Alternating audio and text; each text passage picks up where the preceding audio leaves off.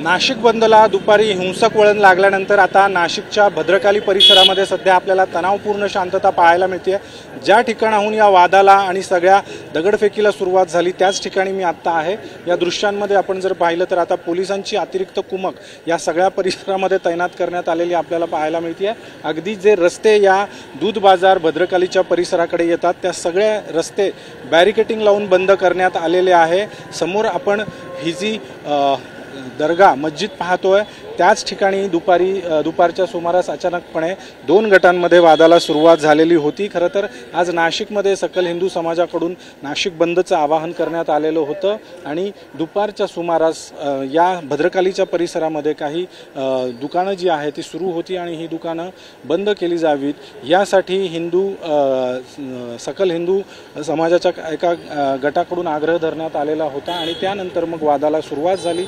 दगडफेक करण्यात आलेली होती। त्यानंतर पोलिसांनी खरं तर या सगळ्या परिस्थितीवर नियंत्रण मिळवण्यासाठी शर्थीचे प्रयत्न केले। परिस्थितीवर नियंत्रण पोलिसांकडून मिळवण्यात देखील आलेलं होतं, मात्र दोन्ही गटाचा जमाव जो आहे तो आक्रमक होता आणि पुन्हा एकदा काही वेळानंतर मग दोन्ही गटाच्या जमावाकडून जोरदार दगडफेकीला सुरुवात झाली। त्यामुळे या जमावाला पांगवण्यासाठी पोलिसांना अश्रुधुराच्या नळकांड्या फोडाव्या लागला, लाठीचार्ज देखील करावा लागला आणि एकूणच परिस्थितीवर नियंत्रण मिळवण्यासाठी पोलिसांकडून जे शर्थीचे प्रयत्न केले गेले त्यामध्ये काही पोलीस अधिकारी देखील जखमी झालेले आहेत। पोलीस उपायुक्त चंद्रकांत खांडवी यांच्यासह काही पोलीस अधिकारी देखील जखमी झालेले आहेत। त्यामुळे कुठेतरी नाशिकमध्ये जो बंद खरं तर सकाळपासून शांततेत सुरू होता त्याला दुपारनंतर हिंसक वळण लागलं आणि त्यानंतर मात्र नाशिकच्या या सगळ्या भद्रकालीच्या परिसरामध्ये त्याचे पडसाद जे आहे ते उमटताना आपल्याला पाहायला मिळाले। सध्या या सगळ्या परिसरामध्ये तणावपूर्ण शांतता जी आहे ती आपल्याला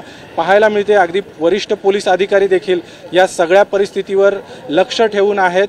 अगदी काही वरिष्ठ पोलीस अधिकारी या सगळ्या दगडफेकीच्या प्रकारामध्ये जखमी देखील झालेत। आपण समोर पाहतोय पोलीस उपायुक्त बच्छाव आहेत, ते देखील या सगळ्या दगडफेकीमध्ये जखमी झालेले आहेत आणि सध्या या जखमी अवस्थेतच त्यांनी सर्व परिस्थिती जी आहे तिच्यावर लक्ष ठेवण्यासाठी ते या सगळ्या परिसरामध्ये गस्त घालताना आपल्याला पाहायला मिळतं। एकूणच सध्या परिस्थिती जी आहे ती जरी शांत झालेली असली तरी या सगळ्या परिसरामध्ये आपल्याला सध्या तणावपूर्ण शांतता जी आहे ती पाहायला मिळते आहे। कॅमेरामन प्रवीण काळबांडेसह अभिजित सोनवणे, साम टीव्ही, नाशिक। देश विदेशातील प्रत्येक घडामोडींचे लाईव्ह अपडेट मिळवण्यासाठी आता साम टीव्हीच्या सर्व सोशल मीडिया प्लॅटफॉर्मला लाईक, फॉलो आणि सबस्क्राईब करा। तसंच सर्व नोटिफिकेशनसाठी बेल आयकॉन प्रेस करायला विसरू नका।